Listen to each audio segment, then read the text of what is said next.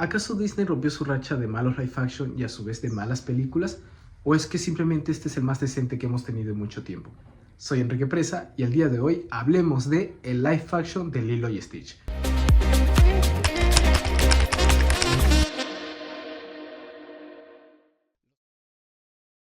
Hablemos de lo bueno. Obviamente está Stitch, no hay mucho que decir al respecto. Es simplemente genial. Al igual que la versión animada, se roba por completo la película y además es idéntico. Pero eso no significa que sea una copia, porque aunque no lo crean, hay diferencias. Muy pequeñas, pero las hay. En esta versión no es tan malvado y destructivo como antes. Además, también es más inteligente emocionalmente. Muchas de sus escenas de travesuras, si bien es cierto, son muy graciosas y tiernas, no son las mismas que la versión animada, lo cual es algo bueno y se agradece porque son más realistas y de cierta manera dan la sensación de que estás viendo algo nuevo, no solo un copy y pega.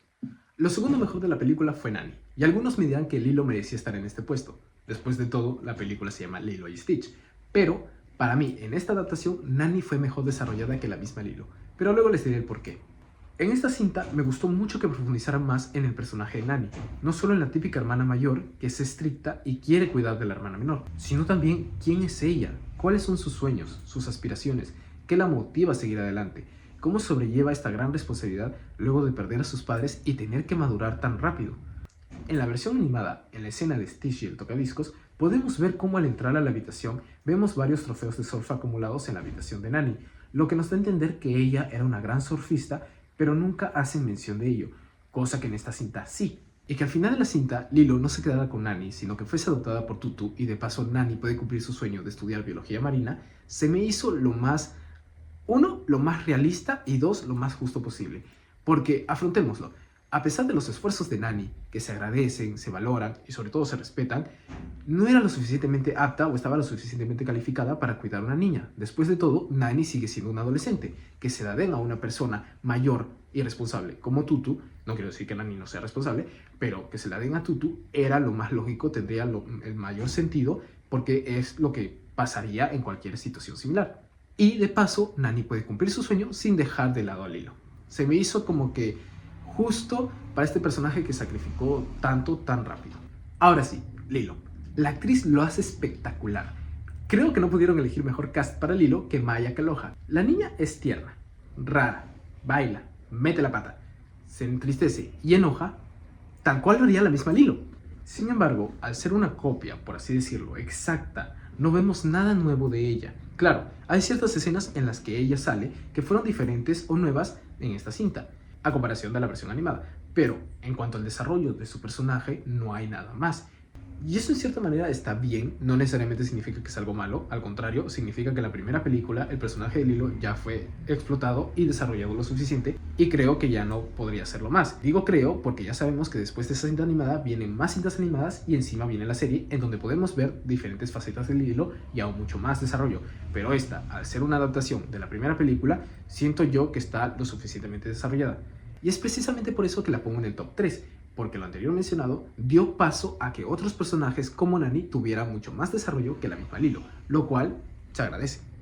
Lo siguiente en la lista de cosas buenas es Plickly. No sé ustedes, pero siempre fue uno de mis favoritos. Y el actor quien lo interpreta en su versión humana lo hace espectacular porque a pesar de que no se ve como Plickly, me transmite la misma energía, la misma vibra, la misma personalidad graciosa, inocente y divertida del personaje. Hacer que Jumba y Plickly se camuflen esta vez entre los humanos usando tecnología espacial en lugar de disfraces y unas pelucas fue la solución más lógica que le pudieron dar, porque en una cinta animada el que ellos se disfracen y así pasen inadvertidos entre los humanos se entiende y se perdona porque al fin y al cabo estás viendo una película animada. Pero al tratarse de un live action, ese método no funcionaría porque lo que esperas es que sea lo más realista posible y la película cumple con ese objetivo. Y hablando también de Jumba, lo que hicieron con él en esta película simplemente se me hace que tiene el total sentido. En Lilo y Stitch nunca hubo un villano como tal. Cobra Bubble solo cumplía con su deber como asegurador social. Gantu solo cumplía con su deber como capitán. Y Jumba, si bien es cierto se jactaba de ser un científico malvado y se enorgullecía de sus creaciones destructivas, nunca fue malo del todo. Pero en esta película, si bien es cierto sigue sin tener un villano como tal, sí tiene un antagonista, y es Jumba. Él siempre tuvo ese impulso de hacer lo necesario con tal de cumplir con su objetivo. Desde el inicio de la cinta nos hicieron ver su desagrado al planeta Tierra, su falta de interés y de empatía, ya sea por los humanos o el ser visto por ellos. Cuando la gran concejal lo despide y le revoca su opción de libertad a Yonba, literalmente le valió todo y fue a capturar a Stitch sin importar si le hacía daño o no. De hecho, en la versión animada, la clásica escena en la que Yonba va a la casa de Lilo para capturar a Stitch es modificada ya que utiliza herramientas y métodos mucho más violentos y peligrosos para una película animada cuyo público es un público infantil. Además que en ese entonces pasaban los acontecimientos del atentado del 11 de septiembre y decidieron cambiar todo esto. Pero independientemente de eso, Yonba siempre tuvo ese lado malvado oculto. ¿Que después cambia y encuentra la redención? Sí, cierto. Pero es algo que no pasa en esta cinta. Es uno de los cambios más notorios, pero que para mí tiene el total sentido, es mucho más realista y estuvo bien. Y por último en esta lista está Tutu. ¿Quién? Un nuevo personaje que es bastante agradable, pero sobre todo útil. No solo para cuidar de vez en cuando a Lilo, sino que sirve como figura adulta tanto para ella y para Nani. Para Lilo, al darse cuenta de sus necesidades, al darse cuenta que es una niña extraña, solitaria, que no tiene amigas a pesar de que las busca él, y la apoya en cierta toma de decisiones, como por ejemplo cuando encuentra a Stitch en el refugio y la apoya con la adopción, y luego le dice a Nani que fue idea principalmente de ella, porque sabía que Lilo en el fondo necesitaba un amigo, necesitaba alguien que le hiciera compañía, y al mismo tiempo también para Nani, sabe lo difícil que es, ve que la niña se esfuerza por cuidar a su hermana, por sacar adelante, por llevar comida a la casa, y la apoya de vez en cuando en todo lo que puede, ya sea cuidándola, ya sea pasando rato con ella, tiempo de calidad, o incluso apoyando a la misma Nani, motivándola a seguir sus sueños. Se me hizo un nuevo personaje bastante útil, pero sobre todo necesario. Ahora sí, llegamos a lo malo de live action de Lilo y Stitch. Pero antes de eso, algunas menciones honoríficas de personajes cuya participación, al menos para mí, me valió meh. Myrtle, el profesor de baile de Lilo, la gran concejal, el panzón del helado y la nueva aseguradora social.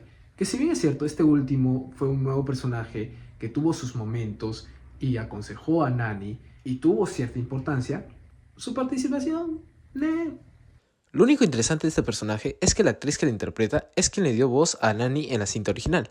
Más allá de eso, estuvo bien, pero no lo suficiente como para hablar demasiado de ello. Además son muchos personajes y ya la voz me cansa. Como siempre digo, a veces menos es más, y Cobra Bobos fue uno de los puntos negativos en esta película. En la cinta original, él tiene dos papeles fundamentalmente, el de asegurador social y exagente de la CIA.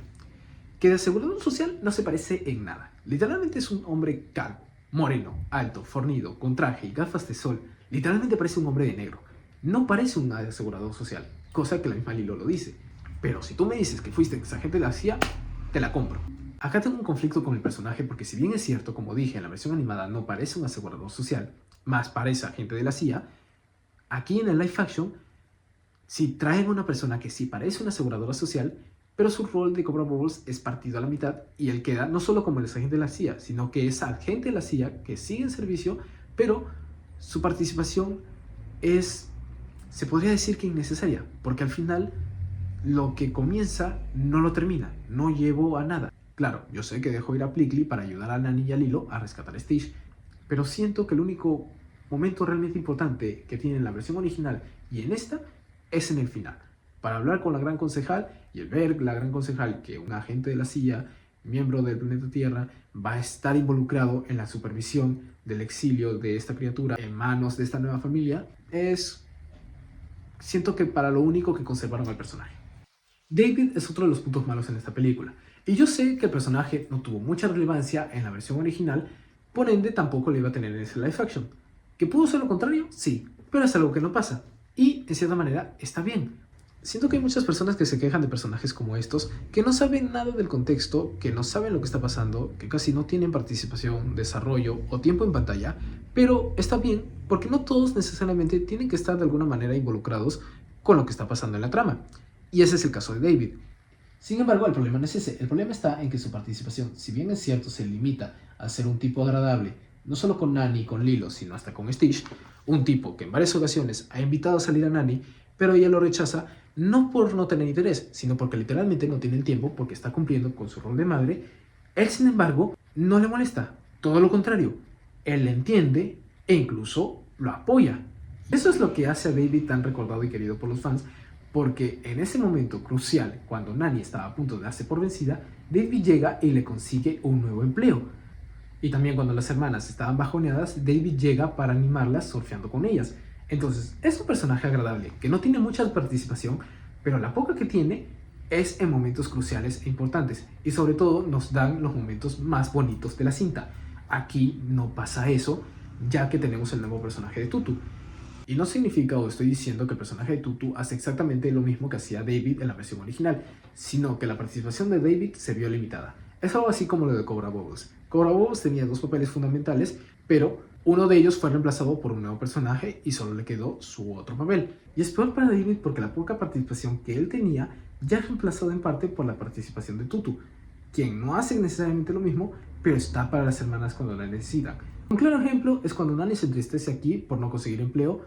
David apareció de la nada, y ni siquiera para animarla o darle alguna idea de empleo, ya que Lilo en esa misma escena hace ambas cosas. Le da a Nani la idea del empleo de ser instructora de surf y luego se van juntas a surfear con Stitch. Sinceramente siento que si quitaron el personaje de Gantu porque ya estaban haciendo demasiados cambios en la película, como Jumba como antagonista y Cobra como el que quería capturar a Stitch, él ya no iba a tener relevancia alguna o alguna función en específico y mejor lo quitaron. Normal, es un cambio notorio, pero que no molesta, se entiende. Siento que la única razón por la que lo conservaron fue en la escena final. Cuando Lilo y Stitch se están ahogando, Nani no iba a poder rescatar a ambos. A las justas pudo hacerlo sola con Stitch. Entonces es ahí cuando entra David, se lleva a Lilo en su tabla de surf hasta la orilla para que Nani pudiera salvar a Stitch. Siento que ese es el momento o la razón fundamental por la que decidieron conservar el personaje. Pero si lo quitaban o no, no iba a hacer gran diferencia. ¿Se iba a notar su ausencia? Claro que sí, pero la historia no se iba a ver afectada. Y por último, el live action en sí. No estoy diciendo que el live action sea malo, sino que al ser el live action de una película tan querida y recordada como lo es Lilo y Stitch, ya sabes no solo qué personajes van a ser fundamentales o van a tener que conservar, sino también qué escenas y momentos icónicos también. Aquí, a pesar de que ya sabes cómo es la escena y ya sabes lo que va a pasar, no te genera la misma emoción. Quizás nostalgia sí porque estás viendo una adaptación de tu infancia, pero más allá de eso, no, porque el ritmo de la película no solo no es el mismo de la versión original, sino que tampoco va al mismo ritmo de este live action. Para que me entiendan, escenas como Pato el pez, a tu habitación, Ohana significa familia. Familia, la encontré, estaba aquí, es chiquita y está rota, pero es buena. Son escenas y momentos icónicos de la película que, si bien es cierto, conservan, lo hacen de una manera, como digo, apresurada, en comparación al ritmo que lleva la peli. En esas escenas distintas que nos dieron cambios e innovaciones, cuando tenían que introducir estos momentos icónicos, como que lo ponían de una manera muy apresurada. Tú, a pesar de que ves la versión animada varias veces, ya sabes lo que van a decir, lo que va a pasar, la sensación sigue siendo la misma, ya sea divertida, triste, nostálgica o conmovedora. Aquí, a pesar de que también ya sabes cómo es la escena, no la sientes igual. Y por ende muchas de las escenas se pierden. ¿Te genera algo de emoción? Sí, pero más que nada porque te recuerda a algo que ya viste. Lilo, ¿por qué estás tan mojada? Es día de sándwich. Cada jueves le doy a Pato el pez un sándwich de mermelada. ¿Pato es un pez? Y hoy no hay mermelada. Y entonces mi hermana me dijo que le diera un sándwich de atún. No le puedo dar a Pato atún. Uy, la cara de Myrtle. ¿Sabes lo que es atún? ¿Pez? ¡Es pez! Si Pato come pez sería una abominación. Llegué tarde por ir a la tienda por mermelada porque solo había ese tonto atún. Lilo, ¿por qué es tan importante? Pato controla el clima. Ahora, es muy diferente ver eso a esto. Lilo, ¿dónde estabas? Dijiste que hoy te ibas a apurar. Tuve que hacer un sándwich para Pato. ¿Y Pato es un amigo tuyo o...? Es un pez. Olvidé decirle eso. Te tardaste porque le llevaste un sándwich a un pez. Sí, Pato controla el clima. ¿Ven a lo que me refiero? Ahora, para finalizar, la puntuación y la pregunta del millón. ¿Lilo y Stitch es un buen live action o simplemente no es tan malo como los últimos? Yo considero que es un buen live action porque conservan la esencia de la película, hay cambios e innovaciones que le suman a la trama, a diferencia de otros live action que hacen cambios que le restan. Mi puntuación final para Lilo y Stitch es un 7 de 10, porque considero que la original sigue siendo mejor. Pero este live action para mí no estuvo nada mal. Si te gustó el video, ya sabes, dale like, compártelo, suscríbete, sígueme, lo que tú quieras. Yo soy Enrique Presa y nos vemos en un próximo Hablemos de.